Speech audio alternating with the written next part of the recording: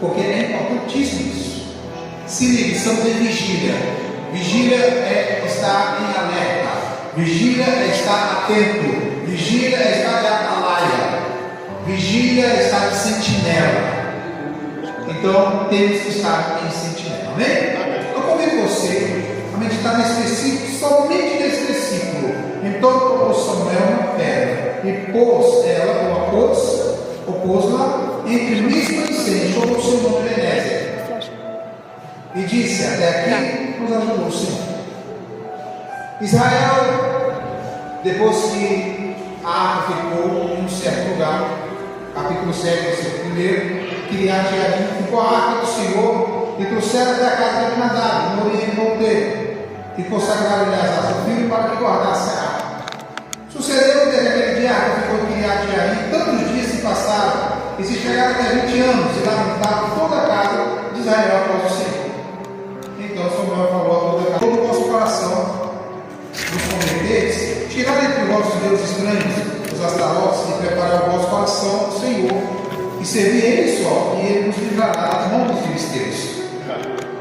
A arca estava em um lugar, alguém era sacerdote, mas não havia mais comunhão, não havia mais adoração, não havia mais unidade com o Pai Todo-Poderoso.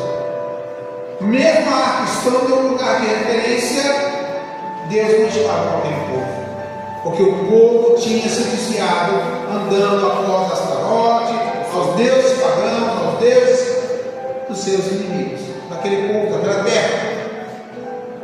E agora Samuel, ele conta ao povo, faz uma reunião em Mispa. E quando o povo é congregado em Mispa, quando o povo se reúne em Mispa, o que o povo vai fazer? Eles estão agora decididos a ouvir o que o profeta vai falar. Já nos diz lá em 2 Crônicas que: ó Israel, crede no Senhor e sereis abençoados, fortalecidos, crede nos seus profetas e prosperareis. Então, não basta nós termos a Bíblia, não basta termos uma igreja, não basta termos palavra, não basta termos pastores, temos que ter também a presença de Deus conosco. Não basta termos instrumentos bons, caros, pessoas que sabem falar bem, pessoas que sabem estudar para falar bem, pessoas que entendem a Bíblia, pessoas que têm conhecimento humano, pessoas que se preparam tecnicamente, boa apresentação, pessoas que ensaiam bem para uma dança, que é muito difícil ensaiar qualquer área da igreja, é muito difícil. Você tem que se preparar muito, como disse o pastor, preparava-se antigamente no piso grosso e dava cabo, deram sangue literalmente para isso, deram vida para isso, mas desde aquele que está galejando no pé, até aquele que está tocando no violão, na bateria, aquele que está na recepção da porta, ao pastor que está ministrando a casa do Senhor, a você que vem dar uma oferta, desde cada pessoa que sai da sua casa, está vendo um sacrifício, está vendo uma entrega, e Deus é fiel para nos recompensar todo o nosso esforço. Deus é fiel, Ele não esquece um dia que você veio a essa casa, e nunca vai esquecer. Está registrado diante do Senhor. O povo de Israel estava naquela situação, afastados, desviados e fora da presença de Deus. Mas um dia aquele povo, 20 anos se passaram, talvez ficaram as lembranças, talvez ficaram as memórias, talvez comentaram os mais velhos, os de 40 anos, os de 45, os de 41, os de 50, talvez falavam: cara, lembra quando tínhamos comunhão? Lembra quando era assim? Lembra quando era assado? Era tão bom, né? Nós vezes ouvir falar dos feitos de Deus, nós tínhamos uma unidade com o Senhor, mas só ficavam lembranças e comentários e esperança. Chegou um dia que Deus levanta Samuel e fala: vamos nos encontrar em Mispa. E quando eles se encontram em Mispa, lá naquela cidade eles vão se reunir, vão congregar. Em Israel tem um detalhe bem interessante, que quando eles desvia mesmo, mas quando eles se reúnem e põem no coração para se converter, eles se convertem mesmo. É bem interessante isso. E eles se uniram, se congregaram, e Samuel diz: vós hoje, se vos dedicar ao vosso coração, abris o vosso coração e vos converteis ao Senhor, e pedir perdão, e arrepender dos vossos pecados, então nós vamos vamos buscar mais ainda o Senhor e Ele vai agir com nossas causas. Quando aquele povo disse: nós vamos sim, Samuel, vamos nos arrepender e vamos nos entregar ao Senhor. Eles pegaram e derramaram água perto do Senhor. Quando eles derramam água e confessam, o que acontece? Automaticamente eles são reanimados, eles são incentivados a batalhar pela causa de Deus. E isso se mostra tecnicamente e praticamente como um ato de arrependimento. Quando eles derramam água, quando eles buscam o Senhor, quando eles congregam, então realmente agora é só o Senhor. Só o Senhor agora que é o nosso Deus. Mas, no entanto, os filisteus eram seus inimigos e souberam que eles se congregaram em Mispa, se reuniram em Mispa. E quando eles estão fazendo isso, mexem com o inimigo. Irmãos, trazendo para os nossos dias, sabe quando você diz, um dia lá atrás, ou um mês, ou há 10 anos, ou há 100 anos, não interessa. Um dia você falou assim na sua infância, na sua adolescência, na sua juventude, ou na sua meia-idade, você falou: eu vou congregar na casa do Senhor, eu vou agora me arrepender dos meus pecados, eu vou agora fazer um compromisso com Deus. E você recebeu Jesus, você confessou Jesus, você veio para a presença do Senhor, automaticamente alguém ficou incomodado no mundo espiritual. Segundo diz Efésios 6,12, a nossa luta não é contra a carne nem contra o sangue, mas contra os principados, potestades, príncipes, dominadores da treva nos lugares celestiais. A minha briga não é contra você, a minha briga não é contra o bandido, a minha briga não é contra o lutador de boxe, a minha briga, a nossa luta é contra as forças espirituais da maldade, e não se vence com armas naturais. A Bíblia nos diz que as nossas armas não são carnais, mas são poderosas em Deus. Você tem uma arma poderosa em Deus, e quando você está na casa do Senhor, você tem que usar a sua arma. Quando você está lá na sua casa, você tem que usar a sua arma. Quando você está no serviço, você tem que usar a sua arma, porque o inimigo vai te atacar, o inimigo vai te confrontar, o inimigo vai te afrontar de todas as formas. Ele vai ficar te espreitando de longe, esperando uma oportunidade. E não foi diferente. Os filisteus ouviram, souberam daquele movimento de que Israel se congrega em Mispa e agora se convertem a Deus, se arrependem dos seus pecados. Um dia você também se arrependeu, está com Jesus hoje. Aí eu te pergunto: teve ataque ou não teve? Teve afronta ou não teve? Teve perseguição ou não teve? O inimigo se levanta automaticamente. Talvez aquela pessoa que nunca reclamou, você passa a reclamar, aquela pessoa que nunca te perseguiu, ou em casa, ou no serviço, ou na escola, ou na faculdade, passa a te perseguir, ou até na vizinhança. Talvez você era tão querido no meio do povo, daqui a pouco você não é mais querido, não é mais querido, daqui a pouco te rejeita, te abandona. Vai pegando o ganchinho, o negócio vai se montar. Daqui a pouco, quando Israel está em Mispa, os filisteus se levantam. Aí Israel faz o quê? Fica com medo. Meu Deus, fica com medo. Os filisteus ficam para nós: faz alguma coisa. Quem tem profeta por perto fica mais seguro, porque o profeta é a voz de Deus dessa terra. Você crê nisso?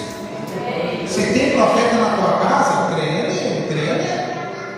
Se não tem, pede Deus para levantar, porque Deus levanta voz profética nesses últimos dias. Ainda tem homens e mulheres de Deus que pregam a palavra e vivem a palavra e os dons do Senhor nessa terra. Se você não viu ainda, procure encontrar, porque ainda tem. Está raro, tá, mas ainda tem. Está igual uma nota de R$1, quase você não acha, mas ainda tem.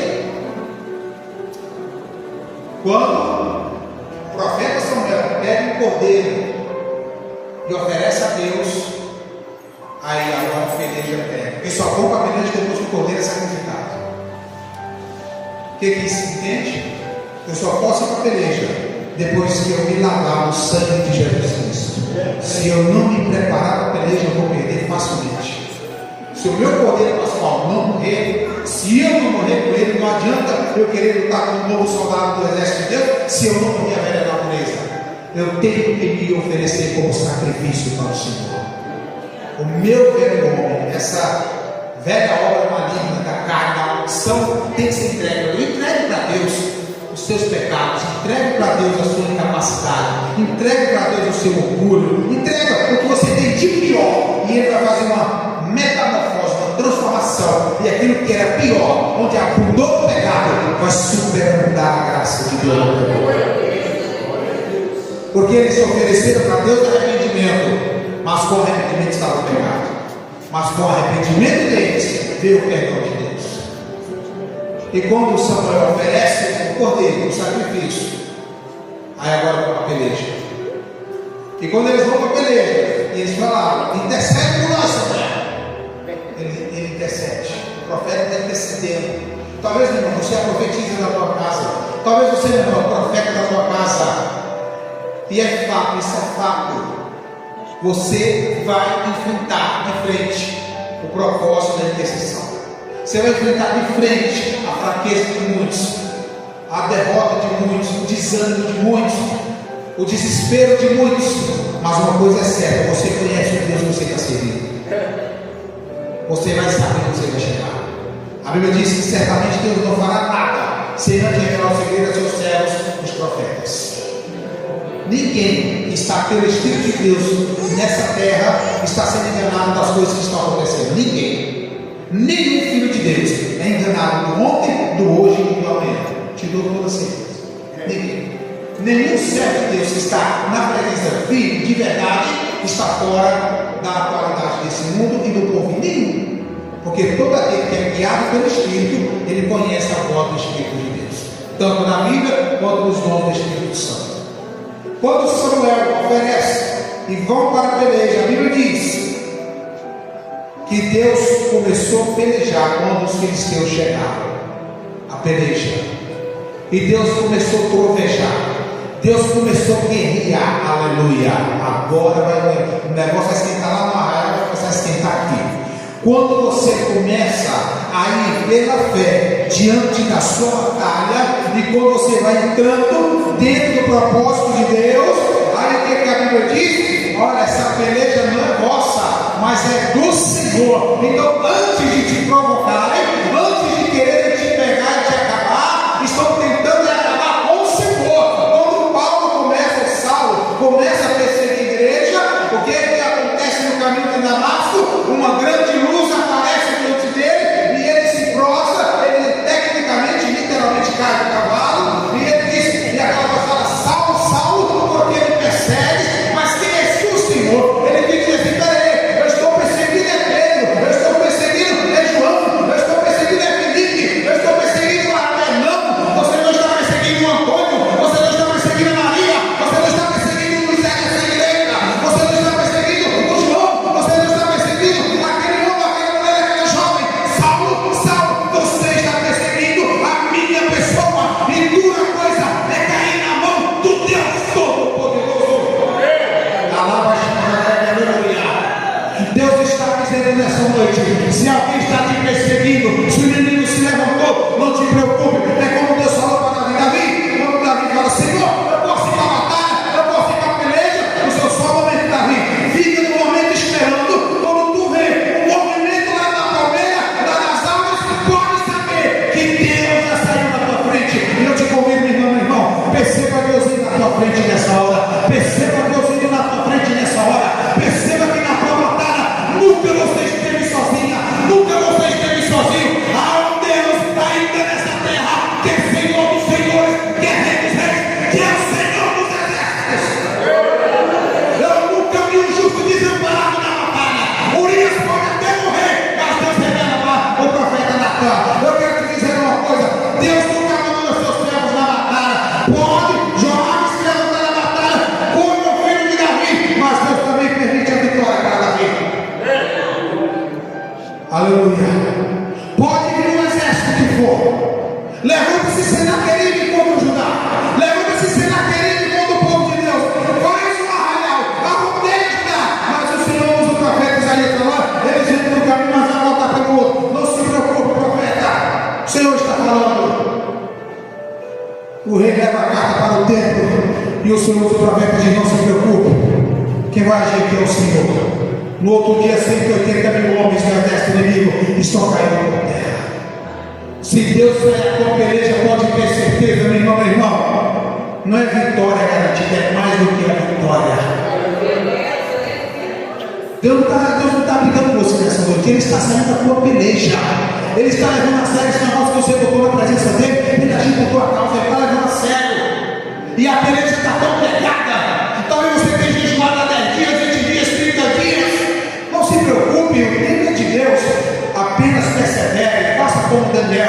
A Bíblia diz que Daniel propôs no coração de buscar até quando a resposta chegasse. E no 21º dia, não foi porque ele jejuou 21 dias ou botou propósito de 3 semanas, não. É porque no 21º dia ele estava lá perseverando, ele estava lá orando, ele estava lá buscando. Aí a batalha está ferrenha nos altos céus, está a batalha pegada. O negócio foi tão sério que o próprio Miguel teve que descer a favor de Daniel para a peleja, aleluia, para a resposta chegar até dele. Não importa quantos anos tem que vir nessa noite te dar vitória, Deus está pelejando, aleluia. Quem crê que Deus peleja por tua causa? Oh, aleluia. Você serve a Deus, Rei dos exércitos de Israel, o Senhor das batalhas de Israel. Se você entra na sua batalha sozinho é uma coisa, mas se você entra com Deus é outra coisa, é outra realidade, é outro resultado. E a Bíblia diz que Deus não só trovejou, mas os inimigos bateram em retirada. Aleluia. Certo dia, no começo desse ano, minha irmã, chegou o momento do ensaio da equipe de louvor. Estava lá com minha esposa e uma senhora chegou lá e bem atribulada, pediu que orasse com a foto, a filha de um dos filhos. E eu falei, mãe, orar, está muito difícil, a negócio todo mundo pegar na minha casa. Aí outra coisa, pastor, está tendo muita formiga, estou formigueiro lá em casa. Isso é real. Aconteceu no começo desse ano. Um monte de formiga, está uma peste de formiga. E eu sei que não é obra de Deus. Não é normal. Não era nem tempo de formigas proliferar como agora é, de proliferar e pegarem folhas de árvore para chegar ao outono e o verão. E aí, quando pensei que não, eu falei, não, vamos orar. Eu creio que se está uma coisa fora do normal, então não é de Deus. Já tem coisa ruim, vamos orar. Aprenda a discernir. Aquilo que fugiu da normalidade, levando sua teria espiritual, pode ser algo do inimigo. Mas busque discernimento, que tudo também vai ser algo do inimigo. E orei, quando eu estava orando com a irmã, orei com algumas pessoas da equipe de louvor também, e o Senhor me mostrava um anjo com a espada na frente. E as formigas obedeciam aquele comando e voltavam. Falei, irmão, pode ficar tranquila, Deus já mandou o anjo dar uma para as formigas voltar e ir embora. Passou 4 dias, cheguei na irmã, irmão, como é que está a tua casa? Pastor, não tem nenhuma formiga mais lá. Foi tudo embora. Aleluia. Irmãos, foi, Jesus nos ajuda de todas as formas. Quando foi em 2010, eu estava trabalhando numa empresa de reciclagem, uma associação lá na L4 Sul. Eu estava trabalhando, comecei a estudar à noite e mudei de horário. E aí eu fui para um lugar que eu podia sair mais cedo, às 5 horas da tarde. Eu estava trabalhando naquele lugar por 2 semanas. Na segunda semana eu fui acometido de uma enfermidade. Aquela enfermidade chamada leptospirose. Fui para o hospital. Fiquei vários dias internado. E a leptospirose só foi me prejudicando. Só foi me prejudicando. Foi parando, a barata da perna foi doendo, não andava mais. E comecei a ter cuspir sangue quando eu tossia. E me internaram. Quando me internaram, no sábado, no domingo, o médico falou para minha esposa, que ela ficou comigo lá no hospital. Mas disse, dona Tiane, eu não tenho gente, porque o seu Kleber, ele está com risco já comprometido, não está limpando o sangue direito. E na segunda conseguiram uma vaga para mim no HB, lá no hospital HB do Brasil. Me levaram para o HB na segunda. Cheguei no HB e no meio do caminho minha esposa muito chorosa, chorando muito, e eu não estava entendendo. E eu falei, não filho, vai ficar tudo bem, vai estar tudo certo. E o moço da ambulância, o paramédico dizendo, não, vai ficar tudo bem, senhora, fica tranquila. Mas ela tinha informação que eu não sabia. Porque os médicos não contam tudo para o paciente, talvez conta, ou talvez não conta. Quando foi, eu cheguei na segunda-feira no hospital, lá na UTI, fui direto para a UTI. O médico passou algumas horas, o médico chegou em mim e falou, seu Kleber, tudo bem? Tudo bem. Você está sentindo alguma coisa? Não. Só estava sentindo dor na batata da perna, estou bem, não estou sentindo mais. Aí ele falou assim, você sabe por que você está aqui? Eu falei, estou aqui porque meus rins não estão bem, não está limpando o sangue direito. E ele disse, não, seu Kleber, não é bem isso. Eu falei, então o que é? Pode falar a verdade, o senhor pode abrir o verbo, que eu estou disse: seu Cleber, os seus dois rins não funcionam mais. A partir de amanhã, eu vim te visitar agora, porque eu vim te dizer que a partir de amanhã o senhor vai fazer hemodiálise.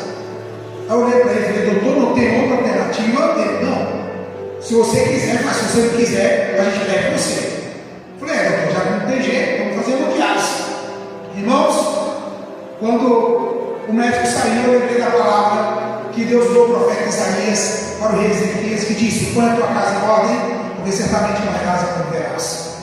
E eu orei e falei: Senhor, porque quando Isaías deu esse recado, o rei Ezequias olhou de lado.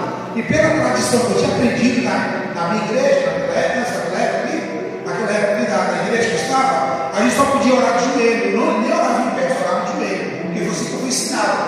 E a gente aprende, certamente somos simples. Aí eu falei: Senhor, me perdoa, que eu não posso ajoelhar aqui nessa UTI, porque eu estou cheio de aparelho. Mas eu vou orar de lado com o rei, porque eu não sou um rei, até a mesma coisa dele, né? A mesma oportunidade, a mesma honra. Mas eu vou orar de lado. Mas, Senhor, eu não quero depender de máquina, eu quero depender do Senhor, para eu fazer compra, eu quero terminar meu ensino médio, eu quero tirar a carteira de motorista, eu quero suscitar minha família através da tua bênção. No outro dia que eu acordei, vieram tirar o sangue para fazer exame, não fizeram hemodiálise. Segundo dia não fizeram hemodiálise. Terceiro dia não fizeram hemodiálise. No quarto dia me levaram para a enfermaria. Passei 3 dias na enfermaria, chegou o médico que me acompanhava, o médico-chefe, um senhor muito bravo, por sinal, e foi falando o relatório de cada paciente. O médico estava muito baixo. Chegou para mim, o último paciente, e ele falou: olha, esse aqui é o seu Cleber, doutor Fulano. E o seu Cleber chegou aqui assim, pelo menos até onde eu entendi. Eles falam as conversas técnicas deles, e eu entendi o seguinte: a parte que ele falou, ele chegou com o rins totalmente parado, os dois, e no outro dia de manhã voltou a funcionar, simplesmente. O médico-chefe ficou muito bravo. Não existe isso no código, não existe. Ele vai ficar aqui e vai voltar para a UTI, vai ficar mais 15 dias na UTI e depois vai fazer hemodiálise. Aí eu ficar comigo, depois que eu ouvi que o médico falou isso, eu falei: não, se o médico voltou a funcionar, eu acredito que eu estou bem. Fiquei mais 4 dias na enfermaria, me deram álcool. Cheguei em casa, me escovo, vai de álcool, me deram álcool. Vim embora, estou em casa. Mas eu acho que Jesus fez a prova. Eu acho que Jesus me curou, porque eu não precisei de hemodiálise. Jesus me curou do risco, Cristiano. O quê? Você acha que eu vinha? Aí ela me falou naquele dia dentro da moça porque ela estava chorando. Que ela perguntou para o médico: doutor, o caso do Cleber é grave? Aí ele disse: doutor Notiano, se um órgão numa pessoa já é perigoso quando para, imagina 3. Seu Cleber está com o rins, o fígado e o baço, tudo parado, comprometido. Aí eu te pergunto: será que Jesus não peleja por nós? Você crê que Jesus peleja por nós? Aleluia! Eu orei: Senhor, cura meu rins, mas ele foi lá no fígado e no baço e fez a obra. Nunca tomei remédio para rins, para fígado, para nada. Até hoje nunca fiz hemodiálise. Já tenho 16 anos, porque Jesus peleja a nossa causa. Se você tem alguma enfermidade hoje, nós vamos orar. Eu creio que Deus pode fazer a obra. Eu creio nesse Deus de milagres. Quando nós encontramos aqui que os filisteus perderam, e isso já foi entre Mispa e Sem, 2 cidades, e que uma eles se arrependem, e daquela outra é a peleja. Agora que a vitória ganha, Samuel coloca uma pedra e diz o que? O nome dessa pedra não é do lugar, é da pedra. Vai se chamar? Vai se chamar? Até aqui nos ajudou? Senhor. Aleluia. Pastor Laércio, Deus colocou uma pedra aqui de lembrança. E essa pedra está onde, pastor? Eu vou resumir a mensagem que passou o tempo. Essa pedra está lá no livro de Efésios, capítulo 2, versículo 20 ao 22. Edificados sobre o fundamento dos apóstolos e dos profetas, de que Jesus Cristo é a principal pedra de esquina, na qual todo edifício bem ajustado cresce para o templo santo do Senhor, no qual vós juntamente edificados para a morada de Deus no Espírito. É uma pedra que Deus botou na tua vida para te edificar. Uma pedra que quando você recebeu Jesus, essa pedra angular tomou forma na tua vida. Essa pedra angular ficou como um memorial. No dia que você venceu a batalha do seu arrependimento, no dia que você se confessou ao Senhor, ficou na sua memória aquele dia. E até hoje, Deus não deixou de te ajudar. As lutas vêm e passam, já diz a música, não desanime não. Quem crê em Jesus Cristo já tem a salvação. Tem uma pedra nessa noite que Deus quer fazer você lembrar, que se chama Jesus de Nazaré. Ele é uma pedra que para a tua vida foi a base da sua edificação. É a pedra angular, é a pedra primordial, é a pedra de fundamento, é a pedra de lançamento do seu edifício. O que é o meu edifício, pastor? O seu edifício é o seu ministério, é aquilo que Deus quer construir em cima de Jesus Cristo, na base que é Jesus. O seu edifício é a sua história, o seu edifício é tudo que você constrói em nome do Pai, do Filho e do Espírito Santo de Deus. O seu edifício é o seu casamento, o seu edifício é o seu noivado, o seu edifício é o dom que Ele te deu, o seu edifício é o seu trabalho, o seu edifício é a sua família, o seu edifício é sua responsabilidade, o seu edifício é sua cruz que Ele te deu. Aleluia. E para concluirmos, nós temos poucos minutos aqui para chegar. Tem alguém da área da saúde aqui que trabalha na área da saúde? Tem, pastor? Por favor.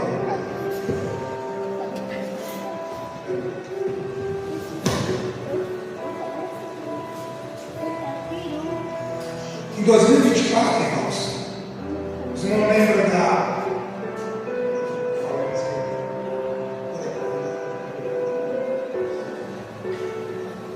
Em 2024, quando deu aquela dengue hemorrágica no Brasil inteiro, lembra da dengue hemorrágica, dengue clássica, todo dia, né? Eu fui acometido daquela dengue hemorrágica, foi bravo.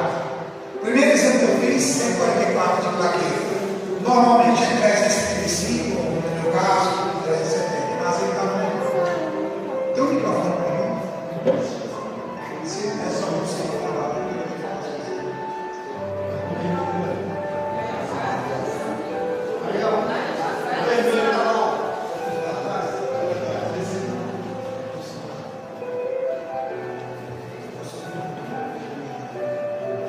Teu nome, Micael? Primeiro exame, irmãos.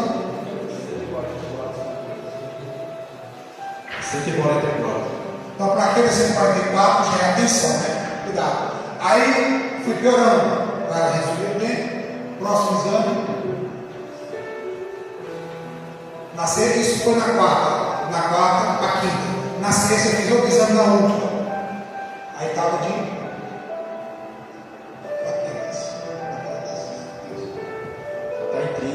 Então, o que eu entendi? Já está mais.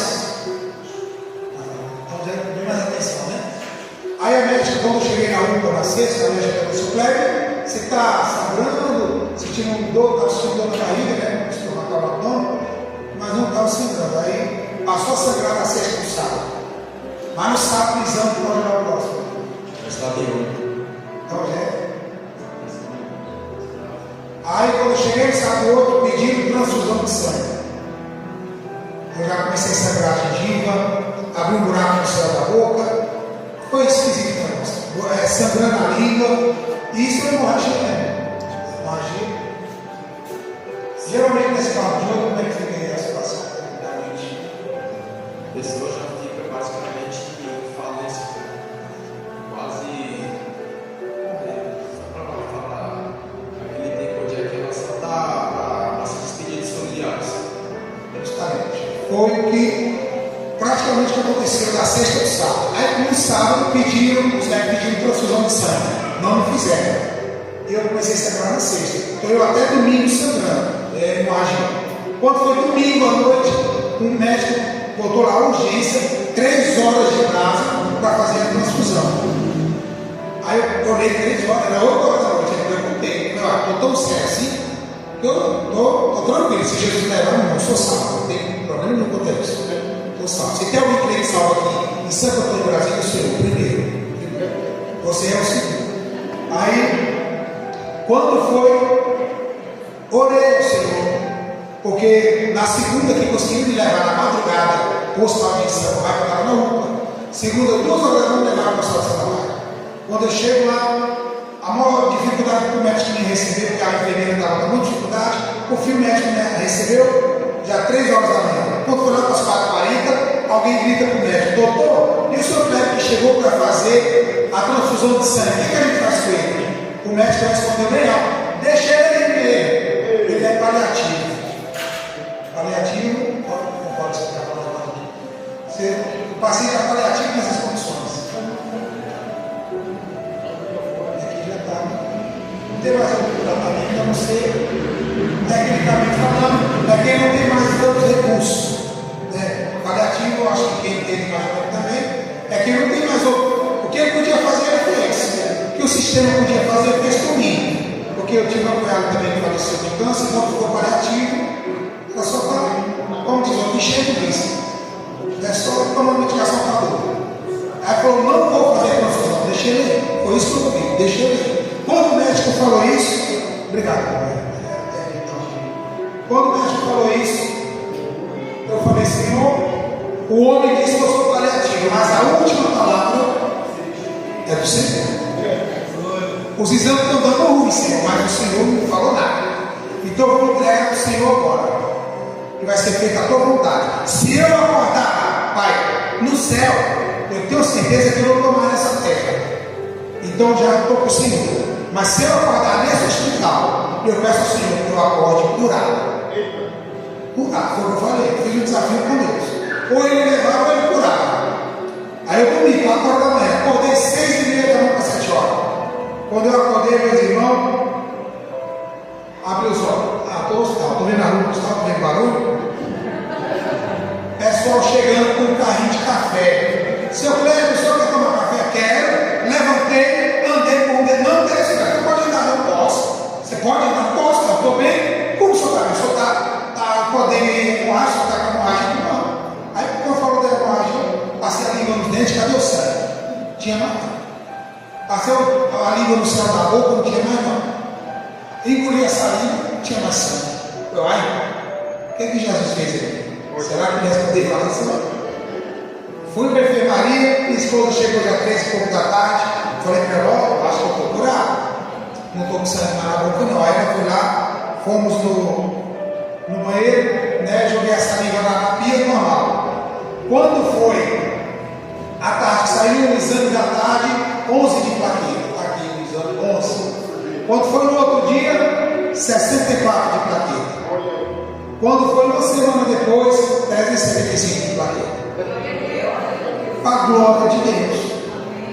Porque, meu irmão, ou Jesus peleja, ou ele peleja. Tem que correr. Amém? Irmãos, eu tenho mais 10 minutos. E eu quero agradecer a atenção de vocês. E quero passar o tempo que o Senhor me passou aqui. Que quando eu cheguei, estava em oração, o Senhor estava mostrando algumas coisas. Que quando alguém me louvou, está todo mundo louvou, estava cantando, está todo mundo aí. Que talvez a pessoa que era, já foi. Que a pessoa que me louvou, você veio acabar. Você veio acabar. Essa pessoa veio acabar. Você teve tanta dificuldade para vir que o negócio foi estreito. Foi estreito. Você quase não viu. E você ainda falou assim: Senhor, não sei nem se eu vou dar conta de louvar. O Senhor sabe como eu estou hoje. E o Senhor manda dizer: é Ele que te sustenta, Ele é que te dá força. Tua força no Senhor. O Senhor mostrou que a equipe de louvor ganha tanta flechada, mas tanta flechada do inferno, tanto dardo inflamado do maligno, mas foi tanto que eram centenas, e vocês só estavam sentindo impacto. Mas as flechas não pegam vocês. Porque seu escudo é o Senhor dos exércitos. Podem até apontar, podem até levantar falso, mas quem guarda vocês é o Senhor. Quando vocês começaram a louvar, que é o primeiro louvor, eu vou ser sincero, não estava tudo encaixado não, vocês podem até confirmar, não estava tudo encaixado. Mas vocês abriram o primeiro louvor, vocês foram pegando o momento, encaixando. O Senhor mostrou que os serafins adorando junto com vocês aqui no céu, aqui no altar. os anjos começaram a adorar, começaram a tocar trombetas a favor da igreja. Os anjos desceram nesse altar para adorar com vocês. O Senhor mostrou os anjos, porque Deus é fiel. Deus é fiel para isso com vocês.